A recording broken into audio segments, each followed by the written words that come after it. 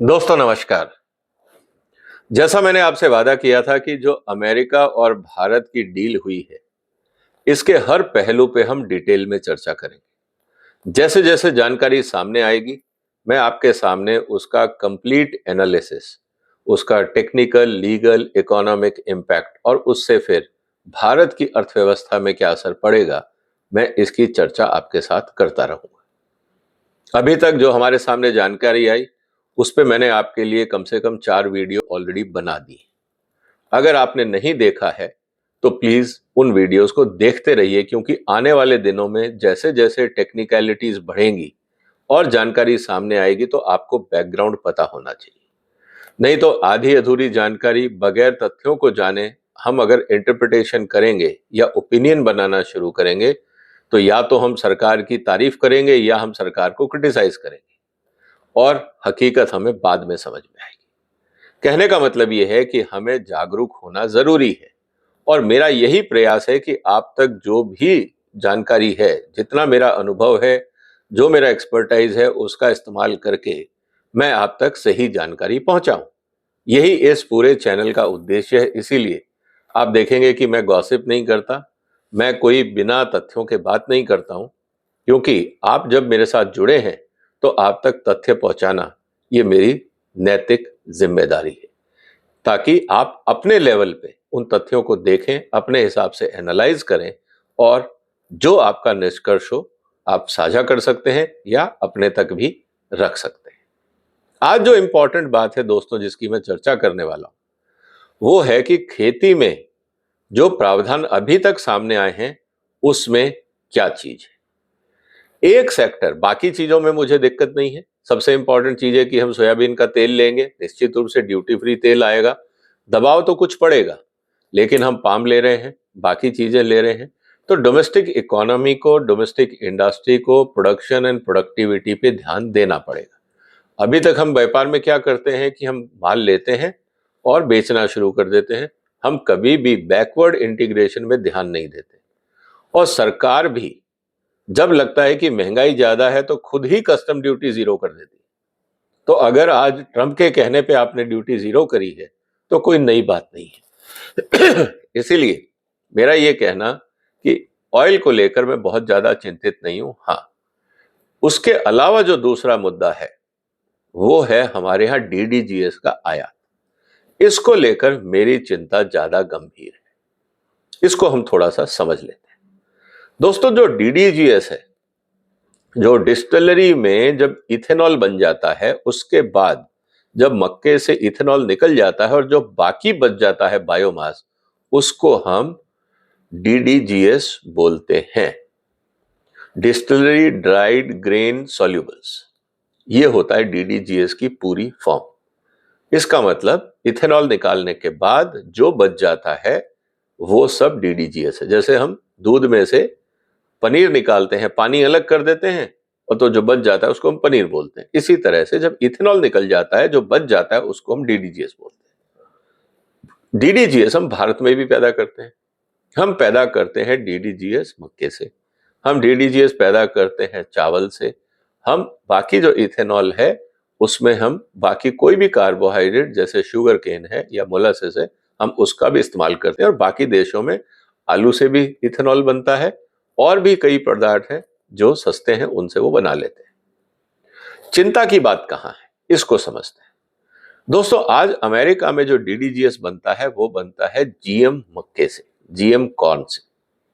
आपने इथेनॉल निकाला, अब जो नीचे प्रोडक्ट बचा जिसको आप डीडीजीएस बोल रहे हो, उसमें जीएम कंपोनेंट है। अब एग्रीमेंट ये बोलता है कि भारत अमेरिका से डीडीजीएस खरीदेगा।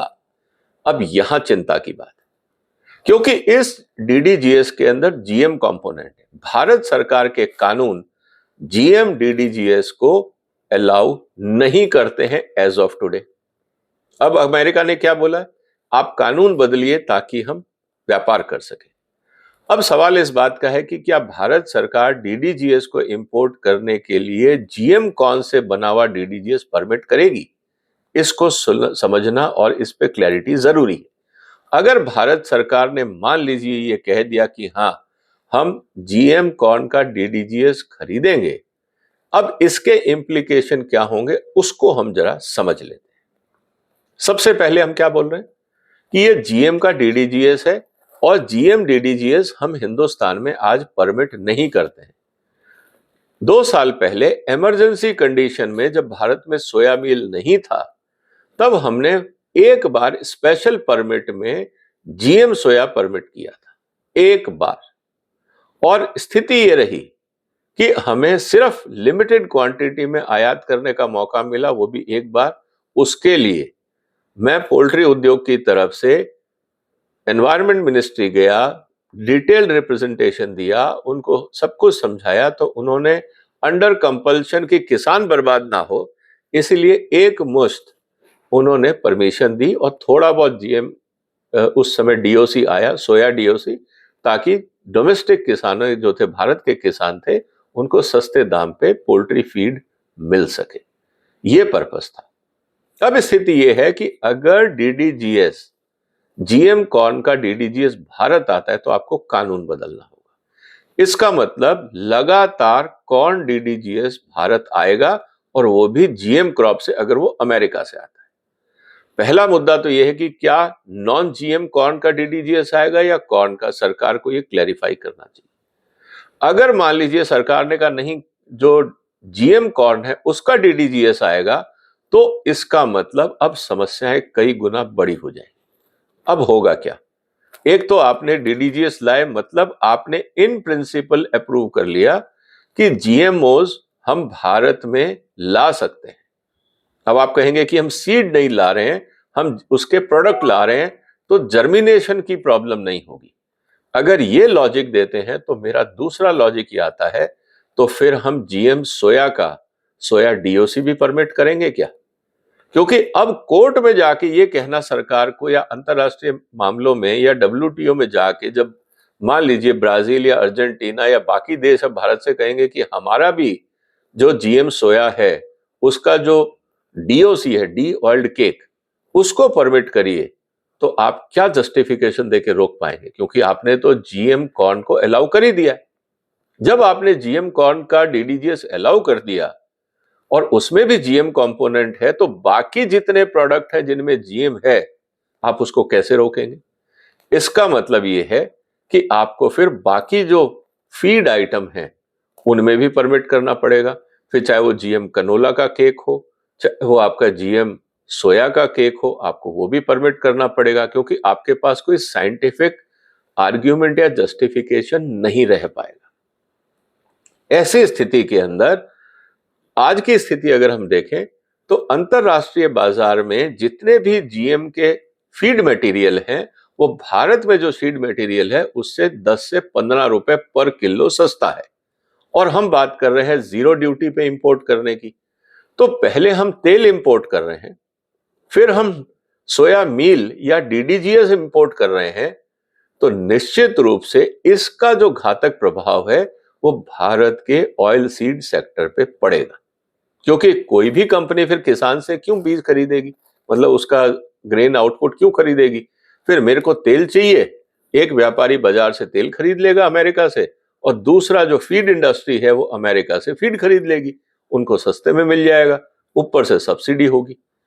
इसको रोकने के लिए अभी तक एकमात्र साधन ये था कि भारत में जीएम टेक्नोलॉजी को हमने फूड कंजम्पशन में परमिट नहीं किया था। इससे भारत का जो तेल उद्योग था, मक्का उद्योग था, वो बचा हुआ था। जैसे ही आप जीएम टेक्नोलॉजी अलाउ करेंगे, मतलब जीएम टेक्नोलॉजी से बने हुए प्रोडक्ट फॉर ह्यूमन कंजम्पशन और एनिमल फीड, ये पूरी इक्वेशन बिगड़ जाएगी। अब ऑप्शन क्या है भारत के पास? अब ऑप्शन एक ही है कि आपको अब हिंदुस्तान में भी जीएम सीड इंट्रोड्यूस करने पड़ेंगे। जैसे ही आपने हिंदुस्तान में जीएम सीड या टेक्नोलॉजी इंट्रोड्यूस करी, ताकि भारत में भी जो कॉस्ट ऑफ प्रोडक्शन है वो अमेरिका के मुकाबले हो जाए, हम ये मान लेते हैं। सवाल अब इस बात का है, क्या आप एमएसपी को बदलोगे कि नॉन जीएम एमएसपी अलग और जीएम एमएसपी अलग? क्या आप ऐसा कर पाओगे? अगर हां, तो क्या आपकी मंडियों में वो टेक्निकल सिस्टम है? क्या हिंदुस्तान में ट्रेसेबिलिटी का कानून है? अगर मान लीजिए किसान मिक्स कर लाता है या मंडी में वो अनाज मिक्स हो जाता है, उसके लिए कौन जिम्मेदार होगा? समस्याएं टेक्निकल हैं, समस्याएं लीगल हैं, समस्याएं एनफोर्समेंट की हैं, समस्याएं व्यापार की हैं, समस्याएं ट्रेड बैलेंस की हैं, समस्याएं किसानों की हैं। तो ये मुद्दा बहुत गंभीर हो जाता है। तो क्या होगा? अब हमने अगर जीएम टेक्नोलॉजी इंट्रोड्यूस करी तो क्या हमारे पास भारत के अंदर बीज कंपनियां हैं जिनके जीएम सीड तैयार है? क्योंकि एक सीड को कमर्शियल लेवल पर लॉन्च करने के लिए अगर आपके पास प्रूवन सीड भी है, फाउंडेशन सीड भी है, फिर भी उसको आप मल्टीप्लाई भी करोगे तो आपको 3 साल तो चाहिए। तो 3 साल तक भारत में विदेशी माल आएगा जो जीएम वाला है। 3 साल में किसानों को जब घाटा होगा तो वो फसलें बदल देंगे। जब वो फसलें बदलेंगे तो फिर दोबारा ऑयल सीड लगाना बहुत मुश्किल हो जाएगा। तो भारत की जो आत्मनिर्भरता है ऑयल सीड पे वो खतरे में पड़ जाएगी। इसके कई मायने हैं, इसीलिए मैं कह रहा हूं भारत सरकार को इस मुद्दे पे बहुत सीरियसली सोचना चाहिए। अभी क्योंकि डिटेल नहीं आई है इसीलिए मैं जानना चाह रहा हूं क्या भारत सरकार ने इस मुद्दे को सोचा है, या जैसे टिपिकल ब्यूरोक्रेटिक होते हैं किसी ने लिख के दे दिया हाँ हम डीडीजीएस एक्सेप्ट कर लेंगे और बगैर उसके टेक्निकल और लीगल इम्प्लीकेशन को जाने, क्योंकि वो टेक्नोलॉजी वहां जो इस्तेमाल होती है और जो भारत में इस्तेमाल होती है उसमें बहुत फर्क है। जो वहां इस्तेमाल होती है वो हिंदुस्तान में बैंड है, इसको हमें समझना होगा। तो अब बैंड प्रोडक्ट को अगर आप इंपोर्ट करते हो तो आपको कानून बदलने होंगे और फिर उससे रिलेटेड जितने इकोसिस्टम है उस सबको देखना होगा। तो दोस्तों इसीलिए मैंने कहा कि ये मुद्दे गंभीर हैं। ये सिर्फ ब्यूरोक्रेटिक मुद्दे नहीं हैं, इनके पीछे दुनिया में जितने नेगोशिएशन होते हैं उनके पीछे टेक्निकल लॉजिक को समझना जरूरी है। अगर हम टेक्निकल एक्सपर्टाइज को इन्वॉल्व नहीं करेंगे नेगोशिएशंस में तो हम फंसते जाएंगे। और डब्ल्यूटीओ में भी हमने ये गलती करी। क्या हम अब जो अमेरिका के साथ ट्रेड डील कर रहे हैं क्या हम इसमें भी यही गलती कर रहे हैं, या हमने ये मान लिया है कि अब हम भारत में जीएम टेक्नोलॉजी इंट्रोड्यूस करेंगे? अगर आप करते हो तो टेक्निकल मुद्दा आपने रिजॉल्व कर दिया, इंपोर्ट भी हो रहा है, डोमेस्टिक में भी है, वो प्रॉब्लम सॉल्व। अब दूसरी प्रॉब्लम आएगी, क्या आप एमएसपी कम कर पाओगे? क्योंकि आपकी जो एमएसपी है वो तो कॉस्ट ऑफ प्रोडक्शन पे है, कॉस्ट ऑफ प्रोडक्शन प्लस 50%। अगर मैं ये मान लूं कि जीएम के अंदर कॉस्ट ऑफ प्रोडक्शन कम होता है, इसका मतलब आपको जीएम के लिए एमएसपी कम करनी पड़ेगी। क्या भारत सरकार और किसान नेता इस रिस्क के लिए तैयार हैं? क्या ये राजनीतिक चुनौती के लिए हम तैयार हैं? सबसे बड़ा सवाल पॉलिटिकल है। और दूसरी सबसे बड़ी बात, अगर जीएम टेक्नोलॉजी वास्तव में ही समस्या का समाधान होती तो जहां जहां पे भी अमेरिका में जीएम टेक्नोलॉजी का इस्तेमाल होता है, सोयाबीन, कॉटन, मक्का, सबसे ज्यादा सब्सिडी इन 3 सेक्टर में ही है। इसका मतलब जीएम टेक्नोलॉजी किसान की समस्या का समाधान नहीं। इस मुद्दे को गंभीरता से सोचना होगा। आपको क्या लगता है दोस्तों? इस पे मैं आपको बहुत डिटेल, आप चाहो तो 2 घंटे तक मैं आपको इसके बारे में बारीकियों को समझा सकता हूं, लेकिन वीडियो लंबा ना हो, मैसेज सही जगह पहुंच जाए, इसलिए इस वीडियो को शेयर करिए, इस गंभीर मुद्दे पे चर्चा करिए और सरकार से मुझे इस बात का इंतजार रहेगा कि क्या ये आप क्लैरिफाई करेंगे कि जो आपने डीडीजीएस, कॉर्न डीडीजीएस लाने की बात करी है, क्या वो जीएम कॉर्न होगा या नॉन जीएम कॉर्न होगा? अगर नॉन जीएम कॉर्न है कोई प्रॉब्लम नहीं, अगर जीएम कॉर्न है तो हिंदुस्तान में बहुत कुछ बदलेगा खेती के क्षेत्र में। इसको समझना जरूरी है। सरकार कहेगी हम नहीं बदलेंगे तो जो इंपोर्टर्स हैं, जो बाकी देश हैं, वो आपको डब्ल्यूटीओ में डिस्प्यूट सेटलमेंट में ले जाएंगे।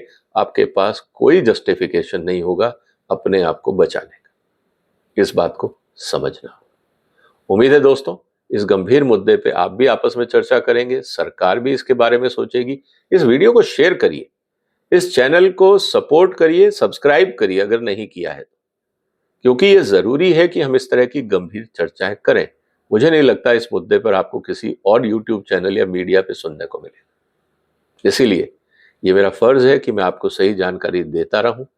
अब बहुत सारे लोग बोलेंगे कि आप डरा रहे हैं, मैं आपके सामने हकीकत रख रहा हूं, उसका इम्प्लीकेशन आपको समझना है, उसके अगेंस्ट तैयारी सरकारों को आपको करनी है, हम सबको करनी है। लेकिन जानकारी को इग्नोर करना, आप फैक्ट्स को इग्नोर करके अगर आप डिसीजन लोगे तो खतरे में पड़ जाओ।